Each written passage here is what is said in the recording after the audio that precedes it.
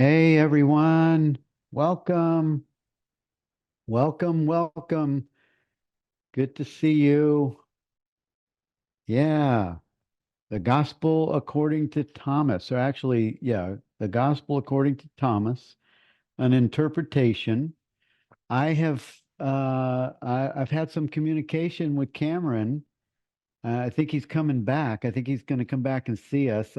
Actually, what an amazing guy. Just a real gentleman. I'm gonna bring him back as not just to talk about the the book, but just to kind of open up some conversation with him. He's just a bright light, a deep thinker, and I think he'll be fun to have as a guest. And wow, we already have hands up. Oh my God, awesome! You guys are playing. You came to play. I'm not sure where we left off. Did we leave off on 11? And 12 doesn't really have much. If somebody has something to say about 12, I'm open for that. But I think we might be on 13. And my daughter Lindsay had an errand that she needed to run, so we have awesome friend and other facilitator for her own class on Thursdays. Jenny Sheehan is here. Thank you, Jenny, for assisting today. Appreciate that. She's going to do the spotlighting. It's, to kind of talk and look at the board and keep things organized and spotlight people and unspotlight people. It's way better to have an assist on that. And Jenny graciously came in to help us with that. And Jan, you have your hand up. Why don't you come on down? How you doing? Good morning, Bill. Yes, I Hi. am here to play today. I told you I was a kindergarten teacher, right? I Oh, would that's really right. like to That's do right. number 12. It'll take me about 2 minutes. Oh, good. Awesome. This really spoke to me. It really did. Oh, that's The cool. disciple, the disciples said to Jesus, "We know that you will depart from us. Who is to be our leader?" Jesus said to them, "Wherever you are, you're to go to James the righteous, for whose sake heaven and earth came into being." And Cameron's commentary was no commentary. And that's what really spoke to me because this book is kind of confusing to me lots of times. I appreciate everybody's comments, but I get confused a lot. And I think I just really don't understand this. And it's nice to know that a mature man in the faith like Cameron feels that way too sometimes because he couldn't get it either. And Yeah. that's my comment. Oh, that's a good comment. Thank you. Thank you for that. Awesome. Well, I something came to me as we just read that on that second paragraph. Jesus said to them, "Wherever you are to go to James the righteous, for whose sake heaven and earth came into being."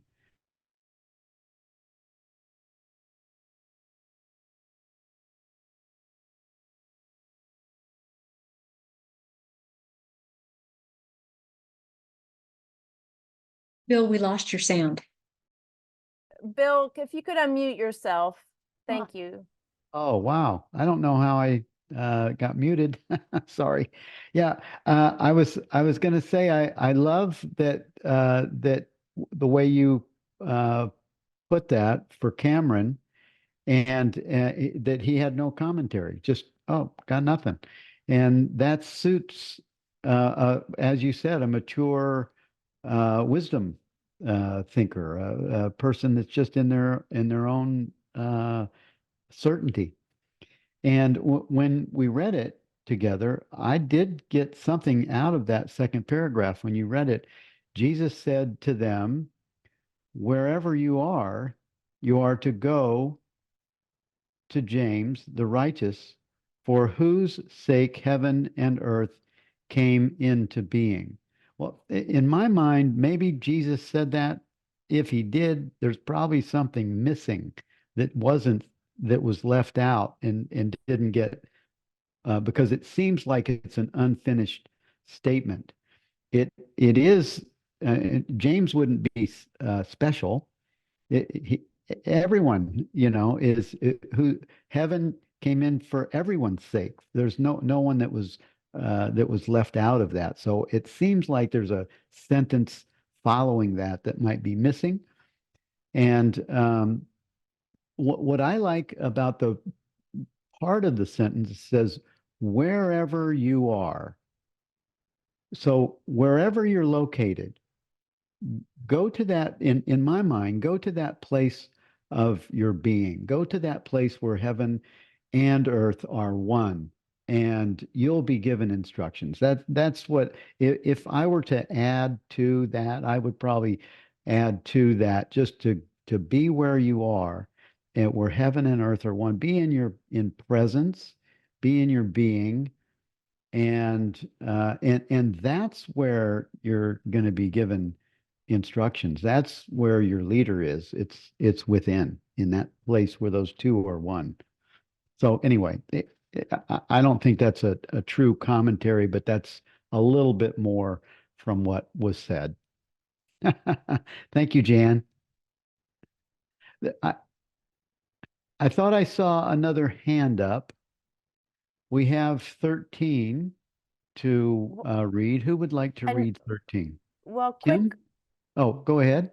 I just Kendall put in the chat, perhaps Jesus stating go to James, that actually it doesn't matter who it is, since all truth flows through us all. Oh, good. Yeah. Yeah. See, this is what I had this short conversation with Jenny before we opened the room, that she was asking how the book study was going, and this is quite different, a different kind of book study than we've had in the past. And the thing I really like about this one is that everyone is free to express their own understanding, or their own experience, or clarity, or certainty, and or metaphor, or whatever. This is the no judgment zone. This is the participation zone. And thank you all for participating. And Kim, you did have your hand up. Would you like to read this one? I'd be glad to read this one, Bill. When I first put my hand up, it was actually a clap about the idea of Cameron coming back. That's Oh, very good. exciting. Oh, yeah. And Yeah. a little question I have, if anybody can answer it during the day today, what do we call these little Sayings. I assume the whole thing is the gospel. They're not little gospels, or are they? Sayings. And are they axioms? Are they? I just Can never know can how you to hear refer me? to them.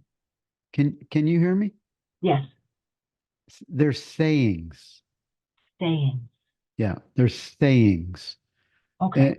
That kind of like verses, but it's called they're called sayings, All right. statements, verses. They're not anything sacred. They're just, I guess you could say that because they're unearthed 2,000 years later, they're wisdom teachings that have they're authenticated as they're authenticated as possibly being post gospels, or even prior to what's considered the first gospel, which was Mark. So, but they're the sayings. Thank Does you. that work for you, that That's terminology? great. That's great. I particularly like wisdom sayings, but I guess, Oh, that sounds good too. I like that better. well, it was yours, Yeah. so. Okay. All right. We can do that. Saying number 13. Okay. Jesus said to his disciples, compare me to someone and tell me who I am like. Simon Peter said to him, you are like a righteous angel. Matthew said to him, you are like a wise philosopher. Thomas said to him, Master, my mouth is wholly incapable of saying whom you are like. Jesus said, I am not your master, because you have drunk You have become intoxicated from the bubbling spring which I have measured out. And he took him and withdrew and told him 3 things. When Thomas returned to his companions, they asked him, "What did Jesus say to you?" Thomas said to them, "If I tell you one of the things which he told me, you will pick up stones and throw them at me. A fire will come out of the stones and burn you up." In Cameron's commentary, Jesus tested the disciples' understanding. Thomas alone understood Jesus' true nature. Jesus told Thomas that because he had been open to the truth and had come to realize it for himself, Jesus was no longer his master. In other words, they had become equals in truth. I had not read that before. But that was my thought about what Thomas said to them. If I told you one of the things, a fire would come out of the stones and burn you up. I thought it must have been a really deep truth that was shared, and that would not be, that the others would not be capable of holding. And then it would therefore devour them or burn them up. That's all I have. Well, I just put, I like this. And I put a big circle around Cameron's interpretation. And like you mentioned, I feel that, it was one of those things that someone tells you that isn't supposed to be repeated. It's just for you. And that's why he took him privately, just to encourage him or to support him in his understanding. And yet when he goes back and the others are asking, what did he say? That's kind of like saying, well, you go from a conversation where someone was talking about you and it was private and intimate. It wasn't gossiping. It was just something was said. You're not supposed to repeat it. It's just it's a thing that it's a question that maybe would it be better if it wasn't asked, I guess. Yeah. Yeah. And I guess I'd also say there in Cameron's interpretation, I can, there's a feeling nature about it. I'm thinking that, to become an equal, it's not about the study, it's not about the knowledge, the head thinking and the speaking, any quotes and this kind of thing, but a knowing, an inner knowing that I too, that we're all each the Son of God, but a real internal knowing of that. Yeah, that's all. Well, he did say in that that third to the last paragraph, he did say that I'm not your master, implying I'm your equal because you're there. You've drank the Kool-Aid and you're intoxicated from the bubbling spring, which he has pointed to. Yes. So he was implying that he had risen to understand the teaching. Yes. Yeah. So yeah, that's great. Thank you. Thank you. And there's a couple of hands up. Sandra. Hi.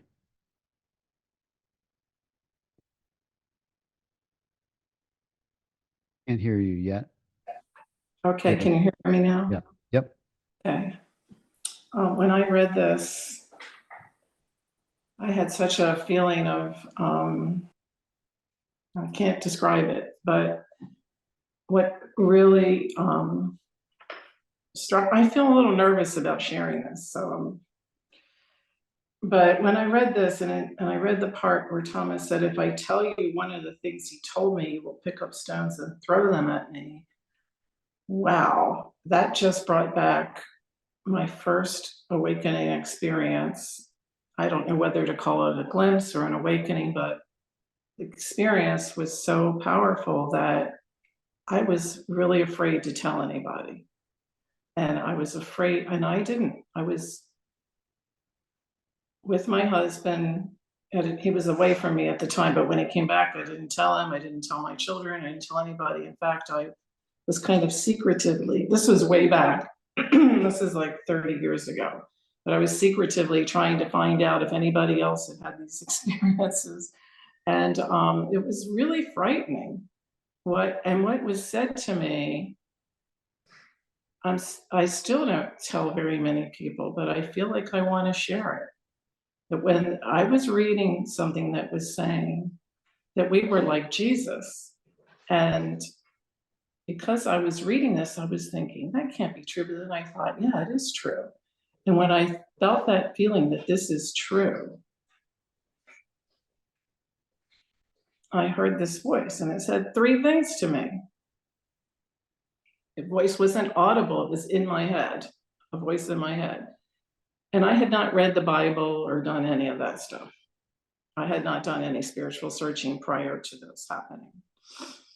And it said, I am. Then it said, I am you. And then it said, I am more than you. And I just knew it was true. There was a knowing without any intellectual understanding at all. And then the part where it says that he realized that Jesus was no longer his master. That is exactly what I realized in that moment. I wasn't thinking in terms of master or not master. I was just so blown out of the water. I mean, it was just so amazing, but it was just, from then on, this was my only, I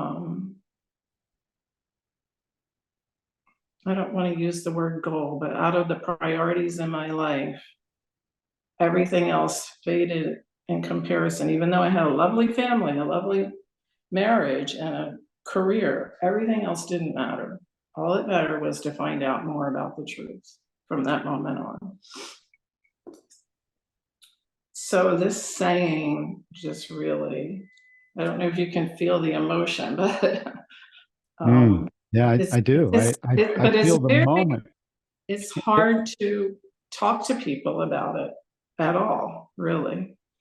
Except Sandra. here, I feel safe here, right now, in this moment. I feel safe saying it. So, nice, wow. Well, Sandra, that's profoundly beautiful. It's a Moses moment without the separation. It's just a beautiful clarity that came in, and also the wisdom not to share it. Oh my God. Yeah. they would throw stones, and I knew they would pick up and throw stones. I was like, they're going to put me in a loony bin. Yeah, you would have been a little bit, you would have been considered a little crazy 30 years ago. Today, it would be more of an acceptable statement, and beautiful that you would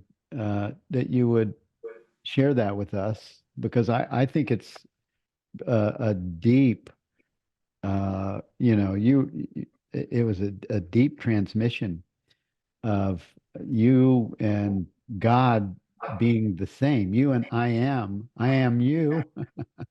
And also I am more than you, which I Yes. puzzled that one. I don't even know what that means, but Well, that's to me, that's deep. That's more, that sounds right too. That's it does. It is Yeah. right. I knew it was Yeah. true. I just knew it. It was, and I'm usually a left brain kind of person, and give me a geometry proof. I like that, but this was like totally I- So thank you for letting me speak this. I felt the need to speak it. I don't know why, but I felt the need to speak it today. So thank you. And thank you for Thank these you. studies. I appreciate it very much.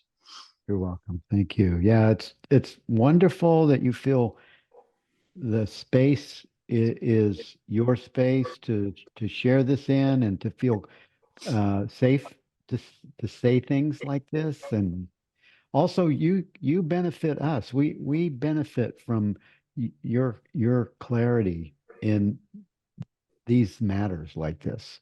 We benefit from hearing that. The way this is stated, also the words of it sort of they sort of marinate us in these words, and you're just speaking from this vibration.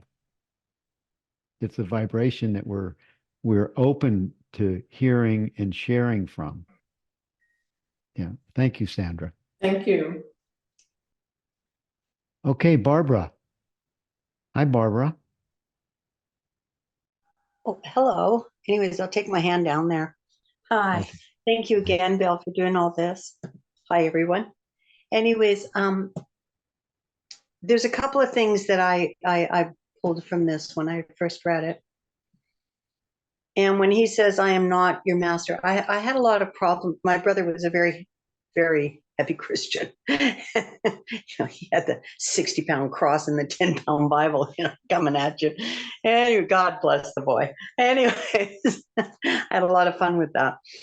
But what I was going to say is when he says, I am not your master, and I went through this several times when I had been with just spiritual speakers, I would call them, not really teachers, because I feel I'm my own teacher, but spiritual speakers. And I heard many people always refer to them as my master. And in this time, if you take it back into the era that this is said, when he says, because you have drunk and have become intoxicated, kind of like the on fire Christian. So he's in the words and not in the message. They're still in the messenger and not the message. This is kind of what I get from that. And then when he says Thomas alone, I get it. Like if they're in the words, then they're still not discovered their true nature. Therefore, there would be a jealousy, the spiritual jealousy, whatever you want to call it, that always happens in certain groups. And so Thomas is saying, like he says, Cameron says, well, that Thomas understood Jesus' true nature. I don't think he understood Jesus' true nature. I think he came to his own understanding of his own true nature, which is true nature. It's not mine, it's not yours. It doesn't belong to anybody. And so I think taking this a little further is going back and back into, the core of who we are, the being of who we are. And it answers that. So I'm not your master. I've given you lots to think about. I've said a lot of things to you. I've measured it all out for you. But those are words. And if you call them a master, then you're seeing the messenger, not the message. That's just my take on it. Mm-hmm. Yeah. Yeah, that sounds clear. That sounds I like it too. It is a deeper behind the curtain kind of seeing. Yeah, because if we're and also this is a difficult thing about speaking. When you speak about truth, many have said that the highest form of teaching is to close your mouth and don't say anything. Right? Yeah. So it is, we do put it to words, the concepts, the perceptions, and it was, when Thomas offered that my mouth is wholly incapable of saying, so he was on to something. If he would have just said, he actually did say it right there. If he would have left out master, he would have been closer to what you're describing, right? Yeah. Awesome. Thank you. Linda, you had your hand up. Did you have something to say to add? Um, I just noticed that okay, verse 13 that we're reading, it might relate to verse 14, where there are the three things that are listed. And I was going to put it in the chat because I didn't know if it was that important to bring up. But as we go to the next verse, there's three things that Jesus said to Thomas, and that they're pretty, I mean, we'll talk about it later, but it's the fasting and the Okay. yeah. So I just wanted to say they may be related. Okay. Come back on 14 Yeah. then. All That's right. fine. Thanks. Hi, Kathy. Hi, I have a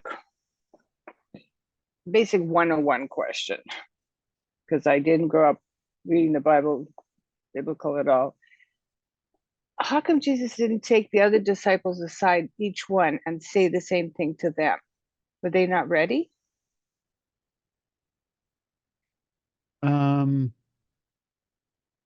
Yeah, I don't know. Okay. Yeah, that's a good question. This is just giving one piece of it. We don't know what else he did. We don't know that, but what happened is, if he pulled him aside, yeah, I've seen people pull people aside and have conversations with them, and I wouldn't say, hey, what Muji say to you? Hey, what Rupert say to you? Hey, what Aja say to you? I wouldn't say that. I'd say that's not my business. But they felt comfortable to say, what did Jesus say to you, man? And but we don't know what else he did. Who knows? I don't know. Okay. Okay. Yeah. Yeah, I didn't know it was because of their responses, because they were, just as the previous was said, that they were in the words, you are a righteous angel, you are a wise philosopher, whereas Thomas said exactly, he came to the exact moment where they were holding together, to me too. And so, yeah, it was just a question. So I appreciate your answer. So, Well, I like, I'm not so sure that Jesus said, compare me to someone, because what I saw in the old Gospels or the New Testament Gospels was, who do you say I am? It's a different, compare me. I don't know if that, maybe it's not in English, it's not the same as it was in what was it? The language, it wasn't Greek, it was Aramaic. Aramaic. Yeah. In Aramaic, we don't know what compare, if that's the right word in English for what he may have said. So that could be off too, because compare doesn't really feel like a word or that's a master or an awakened invitation would say. Yeah. Okay, thank you. Thanks. Thank you, Kathy. Thank you for doing this. You're welcome. Okay, we have 14. Linda, do you want to read 14? Yeah, I'll go ahead and read it. Although verse 15 is my favorite. So, Okay.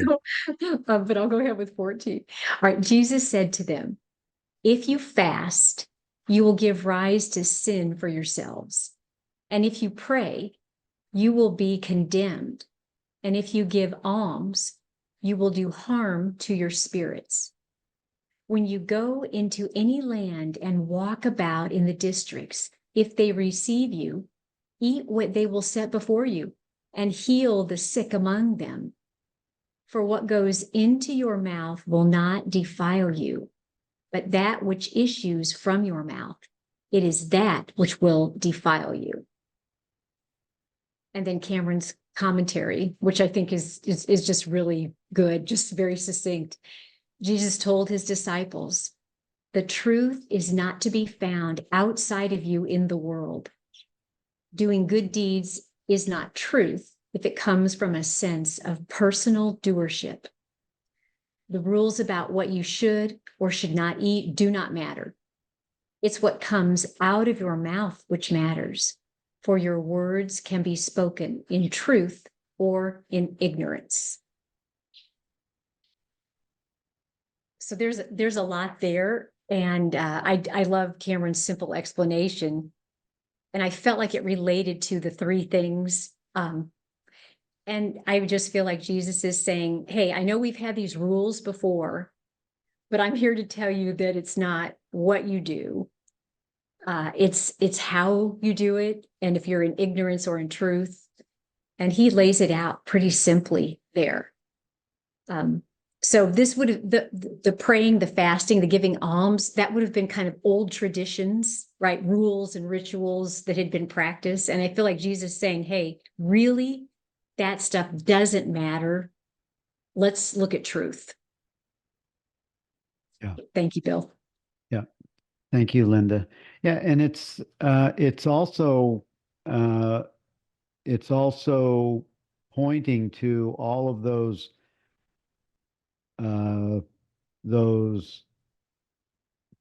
outward expressions are not it. It's not your righteousness. It's not and they did those things, and so people would know about it, that they're fasting, or they're giving alms, or they're they're praying, they're seen praying. So those are all outward expressions, or showing how righteous they are. And Jesus was pointing to it being an inside experience that is revealed in what comes out of your mouth. Yeah, that's Yeah. beautiful. I just thought, yeah, Cameron's interpretation was just very simple. Perfect. You're either speaking truth or ignorance. Right. Yeah. Thank you. Okay. It looks like Tim has his hand up. Hey, Tim.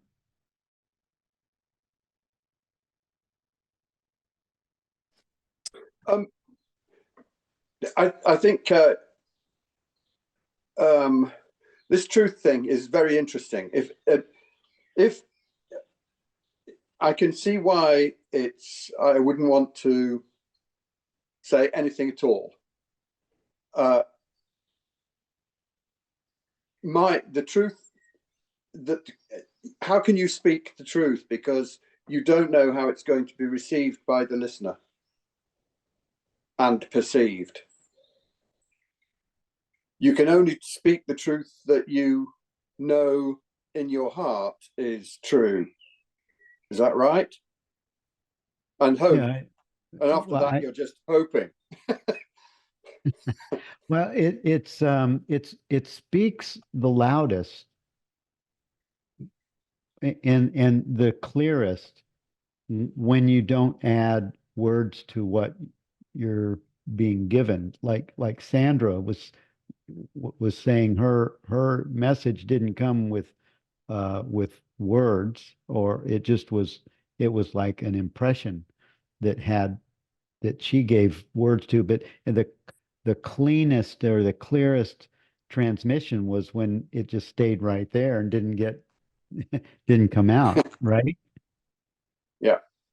Yeah. And that's why this is such a beautiful buffet of everyone expressing from wherever they are, this open space in the no judgment zone, for you to be able to share what's coming in for you, and just lay it out in your authentic expression. This is an open space for that. And it is, you nailed it, man. It's the cleanest before it's actually spoken. Yeah. But that's the best you can hope for, isn't it? it's it's the problem is keeping quiet. Well, it's also contagious too, though. So there's a really a I recognize that. yeah, Yes. there's a high mark contagion in resonating with, like, I got a little bit excited hearing Sandra's transmission. It sounded like a Moses moment. Only she got it right. Moses decided that that was a God outside of him, and Sandra, she actually understood it as a transmission, and it that contagion got me a little excited to hear that expression, right? Yeah. Yeah, just what you just said that's exciting to me, because I can relate to what you're expressing is, wow, it's the deepest is when I don't say anything and just have the my uh, have the direct experience. Hmm. Yeah. And thank you for being contagious. Thank you for sharing. Thank you, Tim. Hey, Kathy. And what you just said, doesn't that go back to 13 when Thomas came out and said nothing? He just kept it inside. Yeah. Yeah, but he yeah, exactly. Exactly. Because he knew if he said it, he would be stoned or, whatever. But so he just kept it inside, knowing that truth. That's so powerful. Yeah. Yeah, exactly. Yeah, it's if this was true, Jesus, when he healed someone in the New Testament, he said, "Go and tell no one." And the reason was twofold. One was because they'll want what you had, or they won't believe you, or they'll criticize you. And the other thing is if you keep it within your own direct experience, the mind won't co-opt it. And as soon as you allow the mind to co-opt it, it's it's no longer what it was. I think the vibration is lost, the vibration of that high truth also, once you Yeah. put it out, as compared to keeping it inward. Thank Yeah. you. Thank you. Who would like to read 15?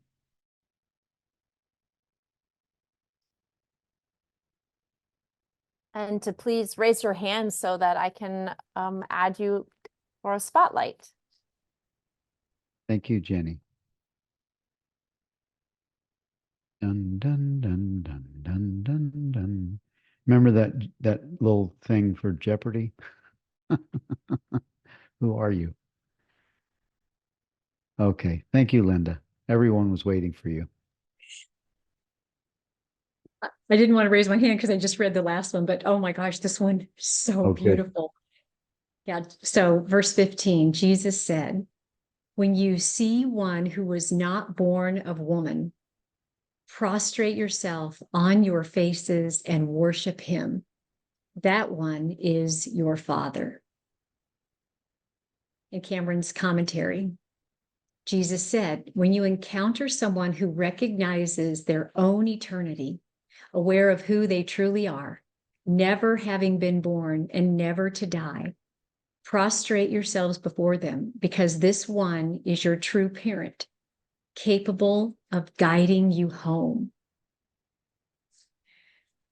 So, like I said before, this one is my favorite. I just feel like when you read this, when you see one who was not born of woman, that absolutely makes no sense at all. So you go to the very highest teaching, the awareness possible. You go to the highest truth, and that is the true self, the aware presence. Do you call it abiding presence? I forget different names, but that was never born. The body was born, but the awareness was never born, and it's eternal. So I just feel like this verse just cuts to, okay, this is this is everything right here. We can stop, right? Yes. Yes. Yeah. Yeah, he's inviting us to look beyond the flesh, look beyond appearances. And I like where he adds, that one is your father. So it's, even though he's using that term, your father, once you, and I didn't get this as a Christian for many years. I didn't get that, I and the Father are one. I didn't have that that clear, visceral understanding that the Father is presence, because it's a male uh, pronoun, and that kind of messes me up in my mind. But when I can recognize that the Father is spirit, is presence, and she doesn't have a name, then I can bring it in my own, in a more direct experience. When I see that word, the one is, that one is your father. It's not really looking at a body at all. It's looking at what you said. It's a reflection of your true nature. So beautiful, Bill. Thank you. Thank you. Okay. Let's turn to 16, saying 16. We're moving right along. We have about 16 minutes left. And who would like to read it? Who is our co-host of the moment?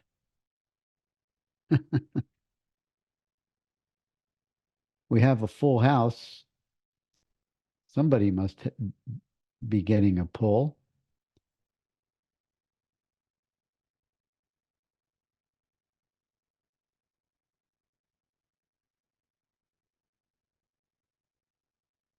When we're waiting for people to raise their hand, we're just resting in awareness, aware of the experience. Hi, Barbara. Thank you.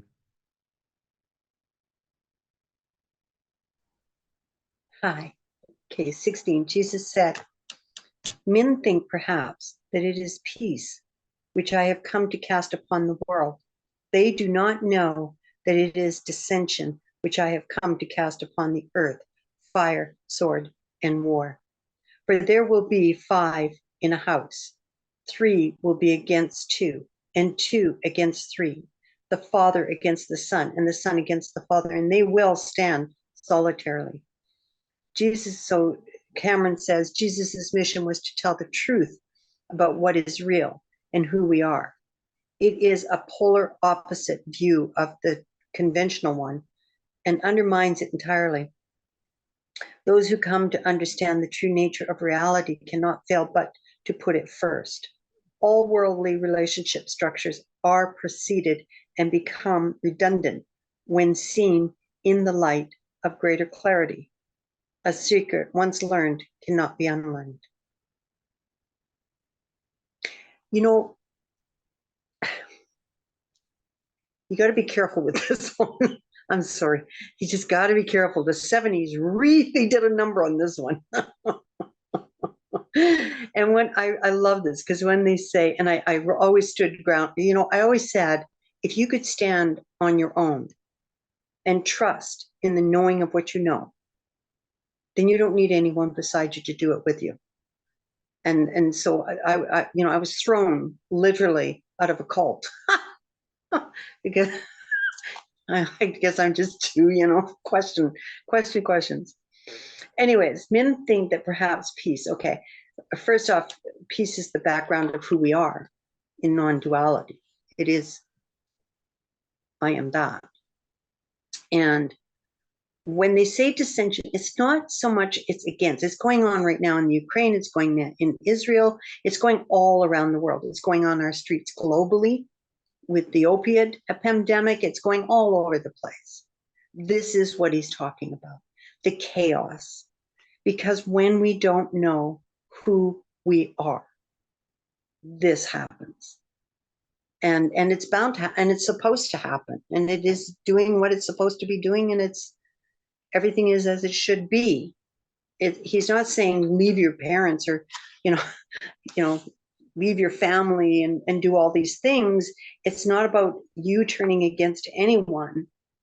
They're doing it anyways. The world is the chaos. There's peace in the world. We're the peace, the true nature, the peace, the screen behind it all, I suppose you could say, the sky, and everything else is, to me, just superimposed. This would be superimposed stuff. This is the world. It is as it is for me. What do you think he means about solitary? And they will stand solitary. Well, I think because when they say they, it depends who he's speaking about for they. Is it the 5 in the house? So it says, will it be the 2 against 1 or whatever? In solitary, I think just everybody's going to stand their ground and position because we're thinking in the world. It just is. And it's okay because really, even today, I look now through the seeing is to see life itself in motion. We're not the doer. And so to me, it is as it should be. There's no sides to pick in a round world. There's no upside in a round world, and that's what it's saying. And they will go against you. So what? Mm. It's forgive. It's what you said the last time. You said, forgive them for they know not what they do. That's exactly it. Mm-hmm. Yeah. Right. They don't know who they are. They don't know I'm the I am. Because could you fight somebody today? You would. I don't think so, Bill. You would feel like you were fighting yourself. I would have. I've thought about that. I would have a tough. I don't know if I could pick up a gun. Yeah. However, if someone was attacking a family member, I could definitely go get a bat and tell Right. them get off. I definitely would. So I think that energy would come forth, but I wouldn't. I'd have trouble signing up for a draft or something. But if you're in non-dual, you won't have to worry about the reaction because it'll be taken care of. I Well, really yeah, believe that's the what to do is giving, and when yeah, you so it's not us doing it. So right, if you well, went to pick up the gun, who's picking up the gun? I right, love that with exactly, Ramana, right? Who's doing it? And that I right, always have that, no matter what. Who's doing yeah, that? yeah. Okay, thank you. And hypothetical answers, they're worth the paper they're printed on. They don't really they're that's all they are. Hypothetical. They're not. They don't have any use really. At the moment of truth, that's when you know what you're going to do. That's Right. when you know what's going to happen. What happens right now. Thank you. Hi, Carol. Hey. Hi. I really love this one too. To me, it just seems to be the exploration or the appreciation of self. It's just, there isn't any knowledge without opposites or contrast. And in this experience, it's finding that the peace and the sharing is the most what feels right, what feels natural, but that can't be known if everything else isn't known. And so maybe in a way,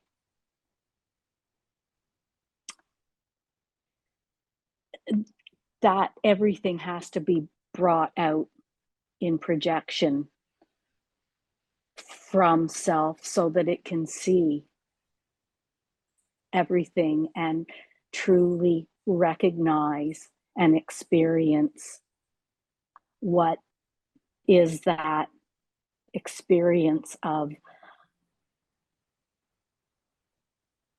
this is right, this is me, or this is home. And in a weird way, I guess that's loving oneself. Not that I want anything more bad to happen to me in my life, but it's the light or the dark that accentuates the light, and that experience of beyond knowing, or just, yeah. Well, it's coming to that loving oneself in spite of whatever's happening. No matter what happens, you come to, okay, this is the movement of chaos, or a mind that thinks it's separate and it knows not what it is.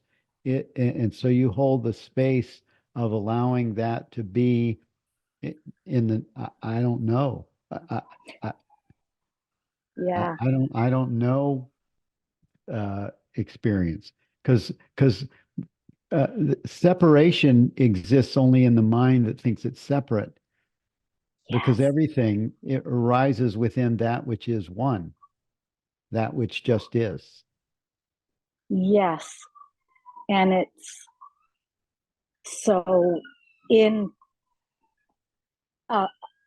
outside of whatever, when this experience of life is happening, the dream is happening, it's opportunities to really experience one's true core. But there really isn't anything that's separate, but it just seems to, that's how it experiences everything, by being everything to itself.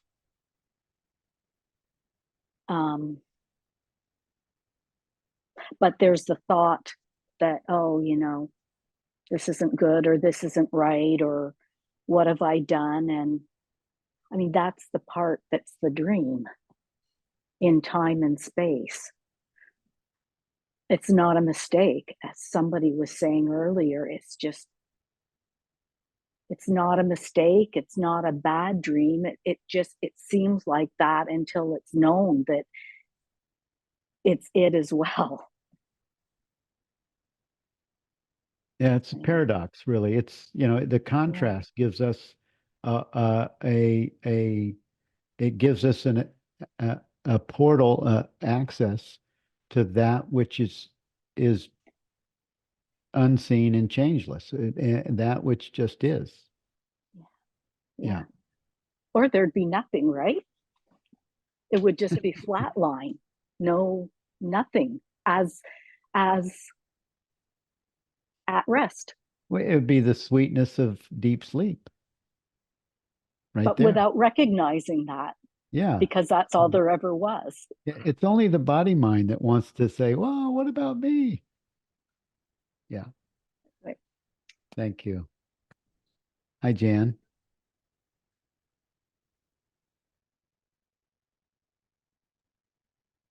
Okay.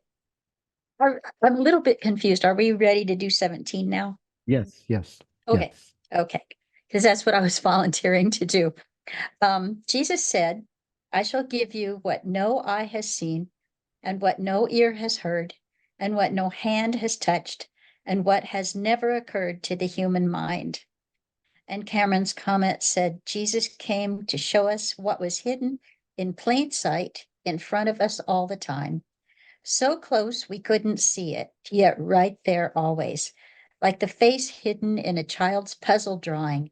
Until we've seen it, it's not there. However, once seen, it cannot again become hidden. Now, I don't know if everybody remembers the Waldo puzzles. I think they still have them around, where they would hide Waldo in this great big puzzle.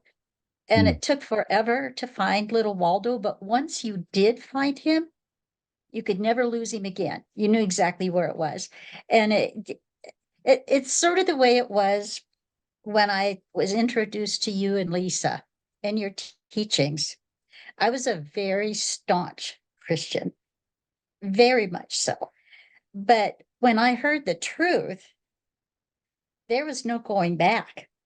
I mean, you can't continue in something that you have learned is not the real thing. You have, you know the truth and you can't ever lose it. So I think that's really very comforting. Hmm. Yeah. Yeah, that's great. I didn't know that, but I'm happy that we were a useful conduit to shine your light on you for you. Yeah, that's awesome.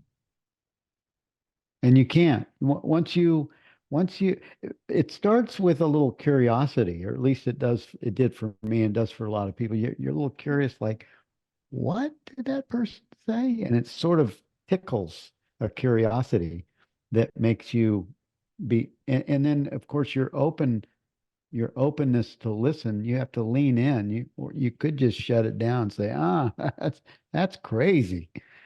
So you had to have some interest in and the there it did for the resonant to happen, you had to be open for that. I tried to share it with all my family members, and you know, You're braver than I am then, yeah. because, well, actually, I was introduced to you through my older sister. She had been a member of Unity Church and knew all about you and all about your teachings. And she just gently suggested to me, and it took about 5 years before I actually got curious enough to think, what is she talking about here? And I said, "Oh, I think I've got it, Pat. Jesus didn't come here to die for us. He came here to live for us." And she just smiled at me. So, I was so depressed all the time. Christianity is very depressing because you're bombarded with being this sinner. And Yeah. so for me, it was like the biggest hooray party in the whole world when I learned the truth. And now people are constantly saying something about, you're always so happy. And I thought, yes, it took me 79 years, but I am always happy because now I know the truth. And thank you, you and Lise, for doing Thank that for you. me. Thank you. Awesome. Yeah, looking back, I looked at the chat for just a minute. It looks like Linda said something about no second. And that's funny. Is that what you said, Linda? There's no second. Um, The use of the word solitary, I took it yeah. as solitary means one, Yeah. and there is no two. So there's no two against three anymore. There's no father against son. It's Okay. just, yeah, Yes. relating to, I think that was verse 16, maybe.